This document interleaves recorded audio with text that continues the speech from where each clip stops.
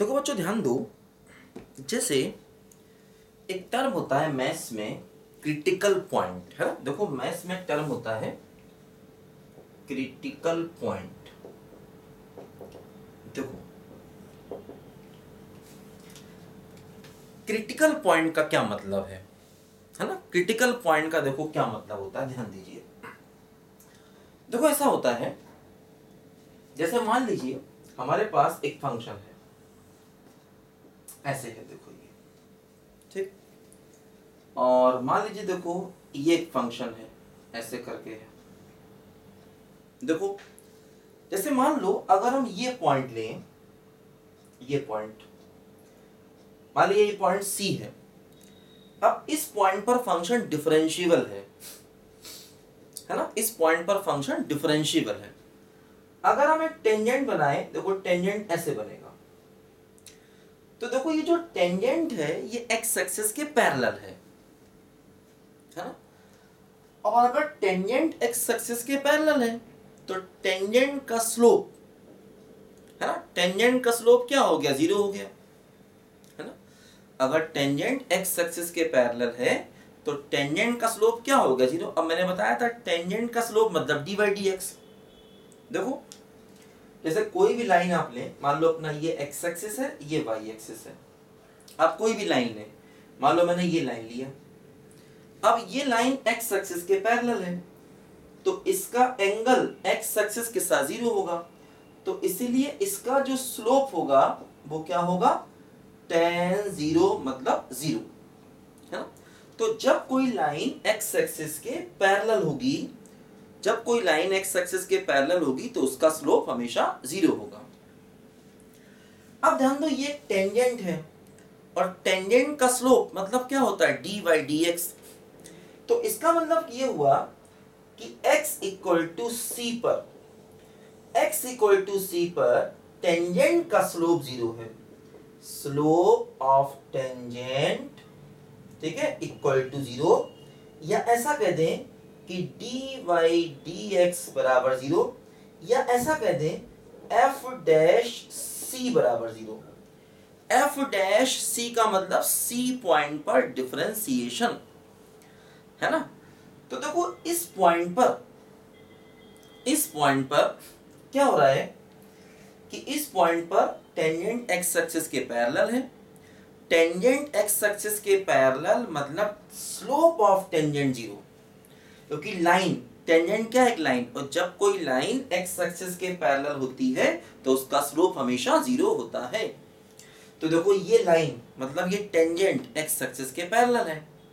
तो अगर tangent x axis के पैरेलल है तो हम कहेंगे कि टेंजेंट का स्लोप 0 हो गया, है ना। टेंजेंट का स्लोप 0 हो गया मतलब डी बाई डी एक्स 0 हो गया, क्योंकि डी बाई डी एक्स ही क्या बताता है, टेंजेंट का स्लोप बताता है। मैंने बताया था आपको स्टार्टिंग में कि D by D x tangent का स्लोप बताता है। तो अगर टेंजेंट का स्लोप 0 मतलब डी बाई डी एक्स 0 किस पॉइंट पर, सी पॉइंट पर। इसको ऐसे भी कह सकते हैं कि एफ डैश सी बराबर 0। अब एक बात और ध्यान दो, देखो सी पर एक्चुअली लोकल मैक्सिमा है।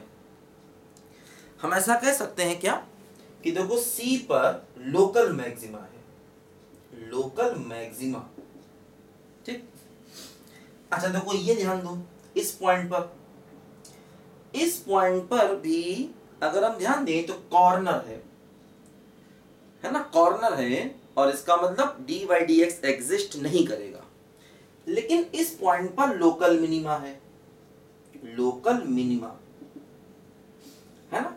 तो इस पॉइंट पर क्या हो रहा है, देखो इस पॉइंट पर हम कहेंगे at x equal to c d by D x does not exist, है ना। D by D x does not exist. या ऐसा कह दो कि f x is not differentiable, है ना। क्योंकि इस पॉइंट पर देखो हम कह सकते हैं D by D x exist नहीं कर रहा, यानी कि फंक्शन डिफरेंशिएबल नहीं होगा, है ना। ध्यान दो इस पॉइंट पर D by D x exist नहीं कर रहा मतलब फंक्शन डिफरेंशिएबल नहीं होगा, ठीक है। अब देखो ध्यान दो, ये जो पॉइंट है जहां पर लोकल मैक्सिमा मिला, इस पॉइंट पर डी बाई डी एक्स 0 है, और इस पॉइंट पर जहां पर लोकल मिनिमा मिला, इस पॉइंट पर फंक्शन नॉन डिफरेंशिएबल है। ठीक है, तो ऐसे पॉइंट्स जहां पर डी बाई डी एक्स 0 होता है या D by D x exist नहीं करता है, ऐसे पॉइंट्स को क्रिटिकल पॉइंट्स कहा जाता। लेकिन ध्यान देना, इन पॉइंट्स पर फंक्शन कंटिन्यूअस होना चाहिए। मतलब एक ऐसा पॉइंट देखो, जैसे C पर फंक्शन कंटिन्यूअस है और यहां पर भी फंक्शन कंटिन्यूअस है, यानी कि x इक्वल टू C पर अगर फंक्शन कंटिन्यूअस है ना, तो देखो हम कह सकते हैं कि मान लो x इक्वल टू C पर फंक्शन कंटिन्यूअस है। मान लो C एक ऐसा पॉइंट है जहां पर फंक्शन कंटिन्यूअस है, और x इक्वल टू C पर डी बाई डी एक्स 0 है, या ऐसा हो सकता है कि D by D x does not exist, है ना, डज नॉट एग्जिस्ट। ध्यान दो, डी बाई डी एक्स 0 है या D by D x does not exist है, लेकिन ध्यान देना फंक्शन कंटिन्यूअस होना चाहिए। तो फिर हम इस C पॉइंट को क्रिटिकल पॉइंट कहेंगे।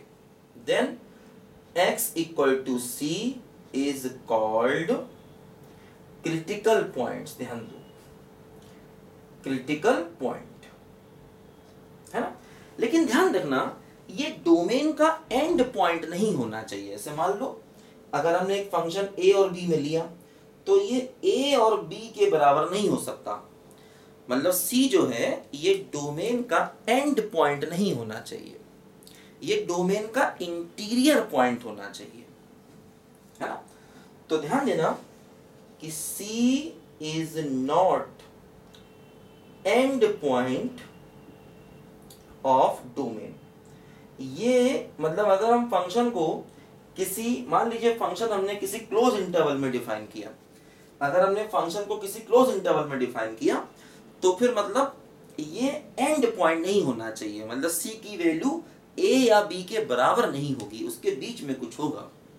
जैसे मान लो यहां पर हम ये फंक्शन ले लें a से लेकर के b तक, तो ये C a या b के बराबर नहीं हो सकता, उसके बीच में कहीं होगा। मतलब C पर फंक्शन कंटिन्यूअस होना चाहिए, C पर या तो डिफरेंशिएशन 0 हो या डज नॉट एग्जिस्ट करे, तो हम C को क्रिटिकल पॉइंट कहते हैं। C is not end point of domain. क्या लिखा, x इक्वल टू C पर fx इज कंटिन्यूअस, है ना। x इक्वल टू C पर d by D x equal to 0 और d by D x does not exist. x equal, then, है ना, यहां पर लिख लो एट, ठीक है। Then x equal to C is called critical point. C is not end point of domain, है ना। तो क्या है कि C पर फंक्शन कंटिन्यूअस होना चाहिए, C पर या तो डिफरेंशिएशन 0 हो या डिफरेंशिएशन एग्जिस्ट ना करे, है ना।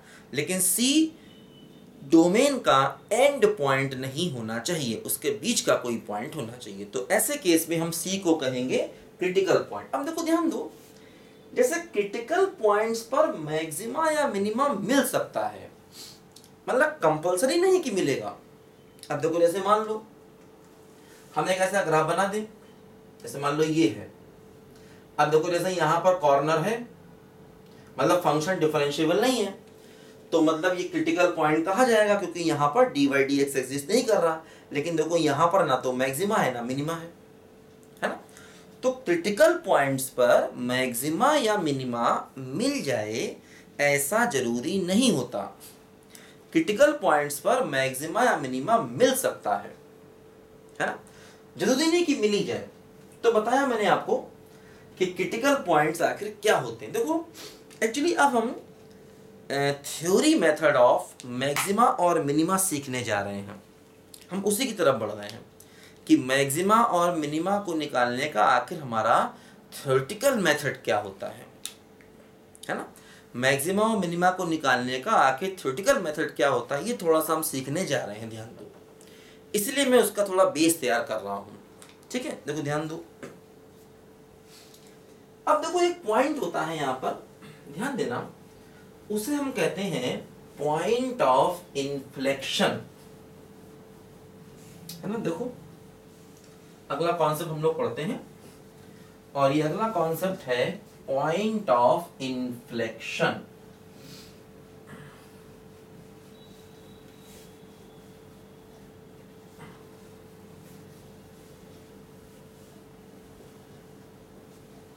देखो अगला कॉन्सेप्ट आता है अपना पॉइंट ऑफ इन्फ्लेक्शन।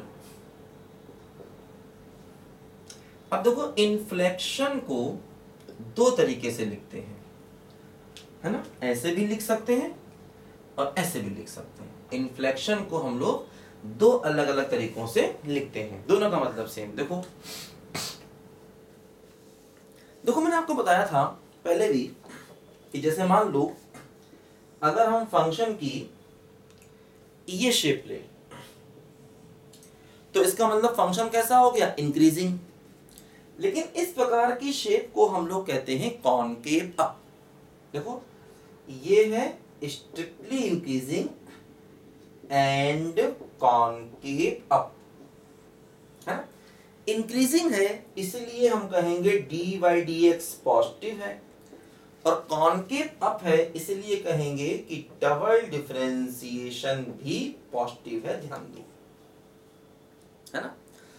तो ये जो फंक्शन है एक्चुअली ये स्ट्रिक्टली इंक्रीजिंग है और कॉनकेव अप है, ठीक है। तो strictly increasing and concave up, ठीक है। देखो ध्यान दो, जैसे मान लो ये फंक्शन है, अब ये फंक्शन भी देखो स्ट्रिक्टली इंक्रीजिंग है, लेकिन कॉनकेव डाउन। देखो प्याला अगर ऊपर जाए, है ना, चाय का प्याला, तो उसे कहते हैं कॉनकेव अप। प्याला अगर नीचे जाए तो क्या हो गया, देखो स्ट्रिक्टली इंक्रीजिंग, और क्या है बोलो, कॉनकेव डाउन। ध्यान दो, ये बातें मैंने आपको सिखाई थी, ये बातें जब मैंने क्यूबिक का ग्राफ आपको सिखाया था, तो ये बातें मैंने आपको पहले भी सिखाई थी क्यूबिक के ग्राफ बनते समय, है ना। ये कॉनकेव अप क्या होता है, एक बार जस्ट थोड़ा रिवाइज करा रहा हूं। देखो इंक्रीजिंग का मतलब क्या हुआ, D by D x positive, और कॉनकेव डाउन का मतलब क्या हुआ, देखो double derivative negative. Concave down का मतलब हो गया डबल डेरिवेटिव है निगेटिव, और स्ट्रिक्टली इंक्रीजिंग का मतलब d by D x positive, है ना। स्ट्रिक्टली इंक्रीजिंग का मतलब हो गया देखो D by D x positive, और कॉनकेव अप का मतलब हो गया डबल डेरिवेटिव पॉजिटिव, ठीक है। देखो जैसे अगर मान लो हम ये ग्राफ बनाएं, देखो ये इंक्रीजिंग तो है लेकिन कॉनकेविटी नहीं है, तो हम कहेंगे कि स्ट्रिक्टली इंक्रीजिंग मतलब d by D x positive but no concavity, है ना, कोई कॉनकेविटी नहीं, मतलब डबल डेरिवेटिव क्या हो जाएगा बोलो, इक्वल टू 0 हो जाएगा। ध्यान दो, देखो ऐसे करके ये है ना, strictly increasing D by D x positive, लेकिन नो कॉनकेविटी मतलब डबल डेरिवेटिव क्या हो जाएगा बोलो, 0। स्ट्रेट लाइन मतलब कोई कॉनकेविटी नहीं है, तो डबल डेरिवेटिव क्या हो जाएगा बोलो, 0, ठीक है। अच्छा अब देखो हम थोड़ा सा बदलें, यहां पर हम ग्राफ थोड़ा सा बदलें।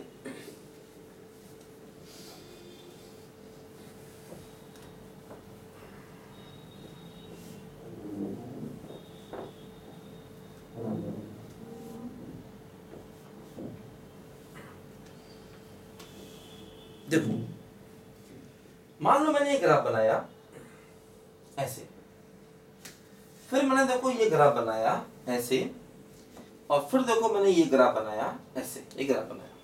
देखो ये कैसा है, strictly decreasing and concave up.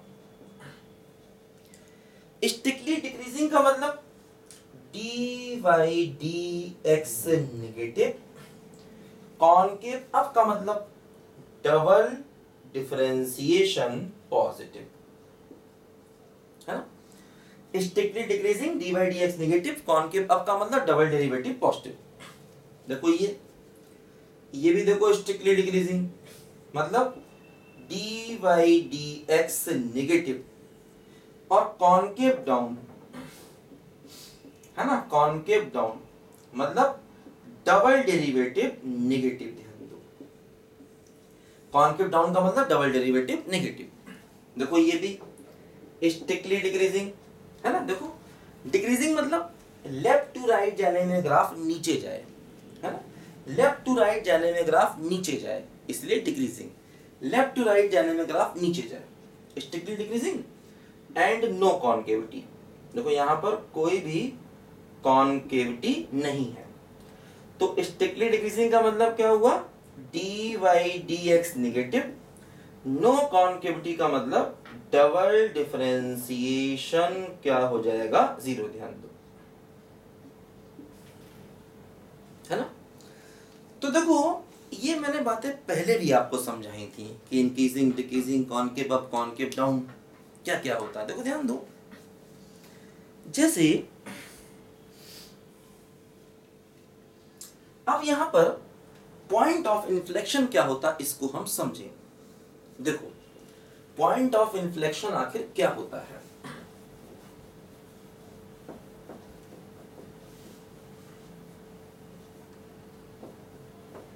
ठीक है, देखो पॉइंट ऑफ इन्फ्लेक्शन ये कहता है कि ऐसा पॉइंट जहां पर टेंजेंट एग्जिस्ट करे, है ना, ऐसा पॉइंट जहां पर टेंजेंट एग्जिस्ट करे, है ना, ऐसा पॉइंट जहां पर टेंजेंट एग्जिस्ट करे और फंक्शन कॉनकेविटी को चेंज करे।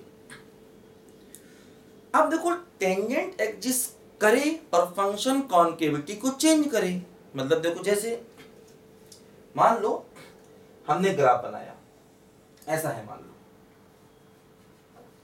ये ग्राफ बनाया ऐसे कर, ठीक। अब देखो यहां पर ये एक ऐसा पॉइंट है जहां पर फंक्शन डिफरेंशिएबल है और कॉनकेविटी चेंज हो रही है। देखो इसके पीछे है कॉनकेव अप, इसके पीछे क्या बोलो, कॉनकेव डाउन, है ना। ये क्या है बोलो, ये है कॉनकेव अप, और ये वाला पार्ट क्या है बोलो, कॉनकेव डाउन। ध्यान दो, कॉनकेव डाउन। तो इस पॉइंट को कहेंगे पॉइंट ऑफ इन्फ्लेक्शन, है ना, पॉइंट ऑफ इन्फ्लेक्शन, कि ऐसा पॉइंट जहां पर फंक्शन कॉनकेविटी को चेंज करे और फंक्शन डिफरेंशिएबल भी हो, है ना। देखो यहां पर फंक्शन डिफरेंशिएबल है, कॉर्नर नहीं है ना, फंक्शन डिफरेंशिएबल है, कॉर्नर नहीं है। अच्छा मान लो हमने ग्राफ बनाया ऐसे और मान लो ऐसे, ये ग्राफ बनाया हमने। अब देखो यहां पर भी कॉनकेविटी तो चेंज हो रही है, लेकिन यहां कॉर्नर है, मतलब फंक्शन डिफरेंशिएबल नहीं है, है ना। देखो कॉनकेविटी, जैसे ये है कॉनकेव अप और ये क्या है बोलो, कॉनकेव डाउन, कॉनकेविटी चेंज हो रही है, लेकिन कॉर्नर है, तो इसको पॉइंट ऑफ इन्फ्लेक्शन नहीं कहेंगे, नॉट पॉइंट ऑफ इन्फ्लेक्शन, इसको हम लोग पॉइंट ऑफ इन्फ्लेक्शन नहीं कहेंगे, क्योंकि देखो यहां पर कॉर्नर है और कॉनकेविटी चेंज हो रही है। तो पॉइंट ऑफ इन्फ्लेक्शन का मतलब ऐसा पॉइंट जहां पर कॉनकेविटी बदले। कॉनकेविटी बदले का मतलब जैसे एक तरफ कॉनकेव अप हो, एक तरफ कॉनकेव डाउन हो, या एक तरफ कॉनकेव डाउन हो, एक तरफ उल्टा, कैसे भी हो सकता है। जैसे यहां पर देखो इस साइड कॉनकेव अप था, इस तरफ कॉनकेव डाउन था, उल्टा भी हो सकता था, इधर कॉनकेव डाउन होता, इधर कॉनकेव अप होता, तभी पॉइंट ऑफ इन्फ्लेक्शन। लेकिन देखो जहां पर कॉर्नर है, ऐसे पॉइंट को पॉइंट ऑफ इन्फ्लेक्शन नहीं कहेंगे, चाहे कॉनकेविटी चेंज ही क्यों ना हो रही हो। लेकिन ध्यान दो, जैसे मैंने आपको बहुत अच्छा एग्जांपल बताया था x की पावर 1/3 का। देखो इसमें क्या हो रहा है, अगर हम ग्राफ बनाते हैं ऐसे करके, देखो ग्राफ आता है। अब देखो इसमें इस पॉइंट पर देखेंगे तो फंक्शन नॉन डिफरेंशिएबल है, लेकिन टेंजेंट एग्जिस्ट कर रहा है, मैंने बताया था, और एक तरफ है कॉनकेव डाउन, एक तरफ क्या है बोलो, कॉनकेव अप। तो इसको भी हम ये कहेंगे कि function is not differentiable, function differentiable नहीं है। क्यों नहीं डिफरेंशिएबल है? क्योंकि देखो टेंजेंट वर्टिकल है ना, बट टेंजेंट एग्जिस्ट कर रहा है, ध्यान दो, टेंजेंट एग्जिस्ट कर रहा है, और एक तरफ फंक्शन कॉनकेव डाउन है, एक तरफ कॉनकेव अप है। क्या हो रहा बोलो? कॉनकेविटी इज चेंजिंग, कॉनकेविटी चेंज हो रही है, कॉनकेविटी चेंज हो रही है, ध्यान दो, है ना।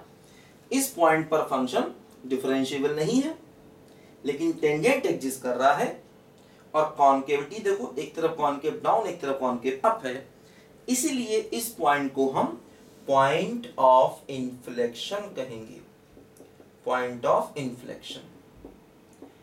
तो ध्यान देना, पॉइंट ऑफ इन्फ्लेक्शन में ये नहीं कहा गया कि उस पॉइंट पर फंक्शन डिफरेंशिएबल होना चाहिए, ये कहा गया कि उस पॉइंट पर टेंजेंट एग्जिस्ट करनी चाहिए। अब देखो, जैसे अगर फंक्शन डिफरेंशिएबल है तो टेंजेंट तो एग्जिस्ट करेगी, लेकिन ये एक ऐसा केस होता है जहां पर फंक्शन डिफरेंशिएबल नहीं होता, क्योंकि यहां पर हमने बताया था स्टार्टिंग में actually D by D x infinite हो जाता है।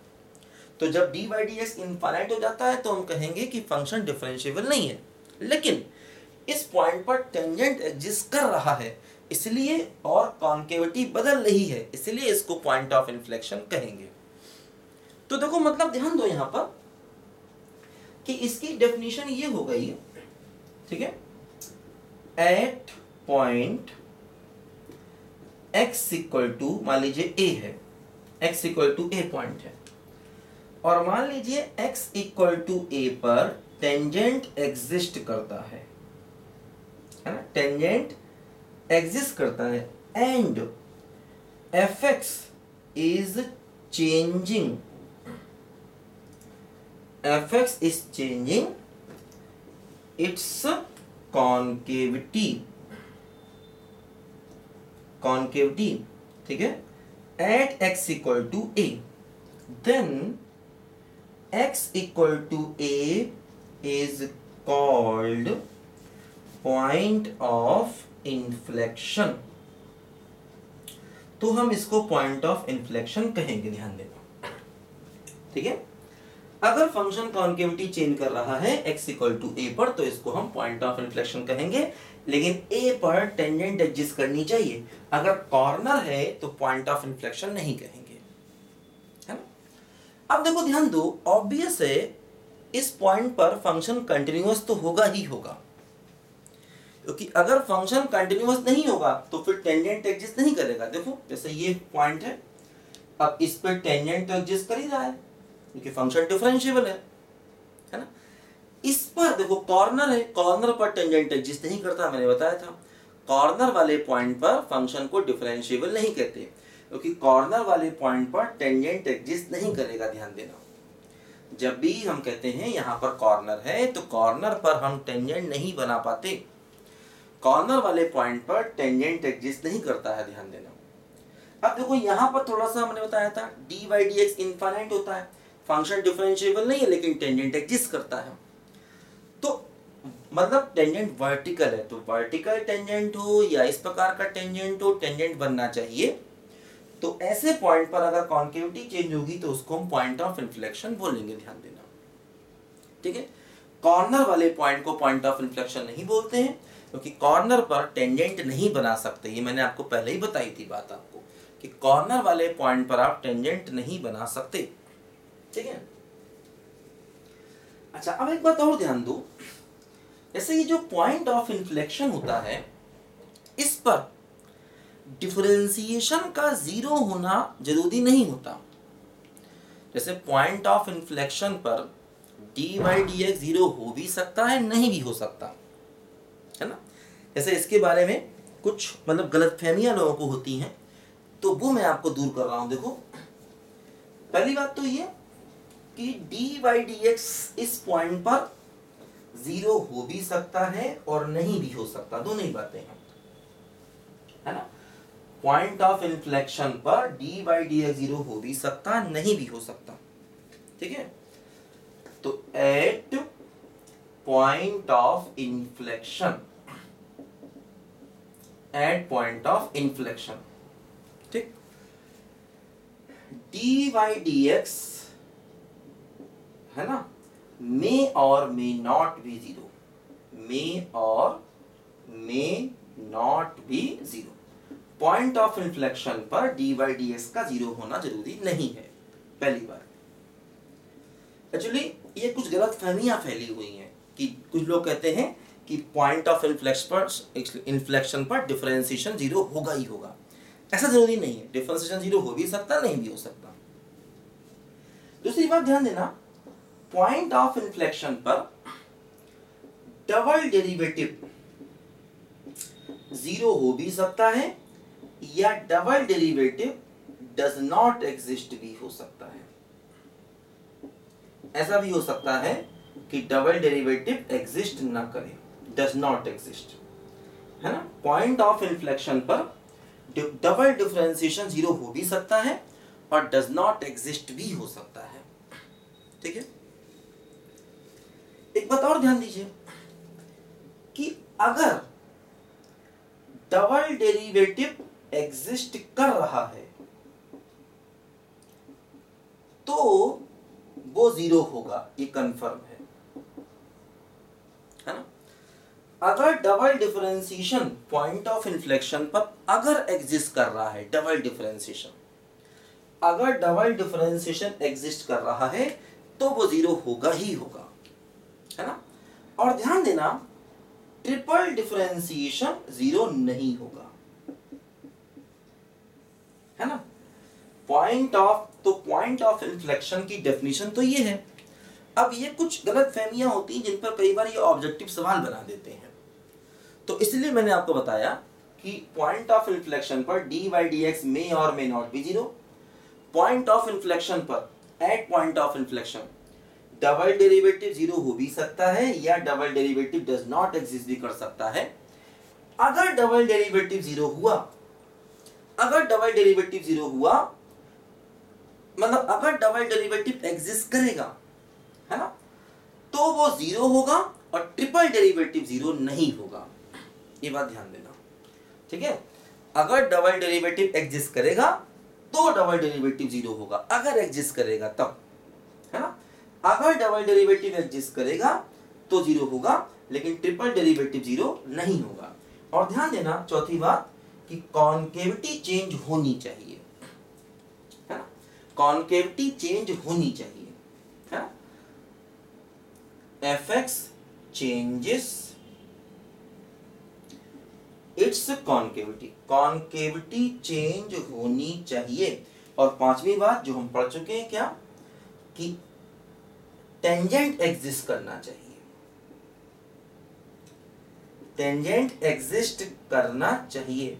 और छठी बात जो ऑब्वियस है कि फंक्शन को कंटिन्यूअस होना चाहिए, फंक्शन कंटिन्यूअस होना चाहिए, है ना, पॉइंट ऑफ इन्फ्लेक्शन पर ध्यान देना।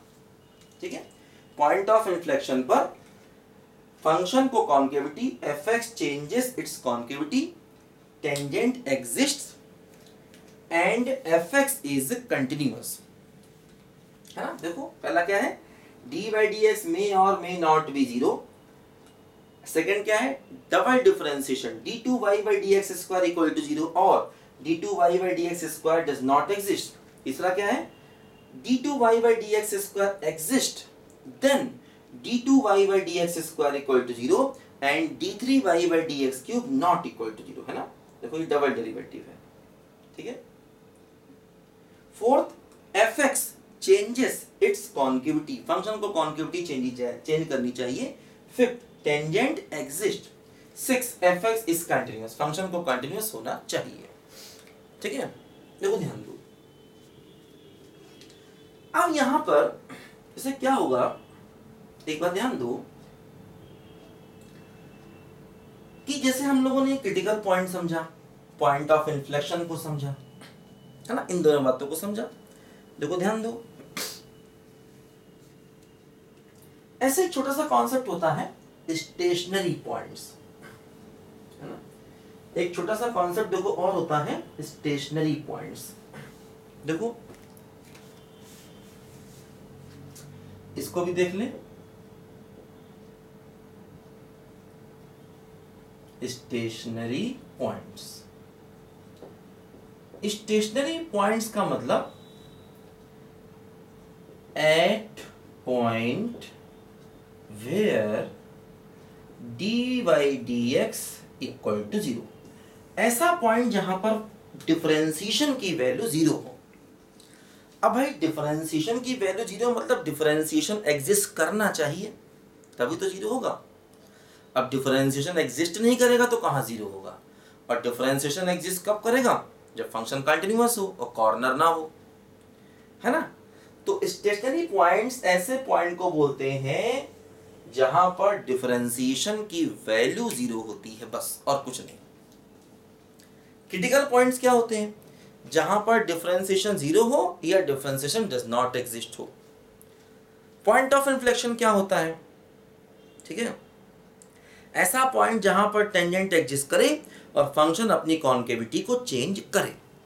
और कुछ बातें और मैंने बताई, देखो उसके बारे में आपको, है ना। तो ये 3 अलग अलग पॉइंट्स हैं, स्टेशनरी पॉइंट्स, क्रिटिकल पॉइंट्स और पॉइंट ऑफ इन्फ्लेक्शन। हालांकि पॉइंट ऑफ इन्फ्लेक्शन की बात आईआईटी ने नहीं करी, है ना। आईआईटी ने क्रिटिकल पॉइंट्स की बात तो की है, लेकिन आईआईटी ने पॉइंट ऑफ इन्फ्लेक्शन की बात नहीं करी, है ना।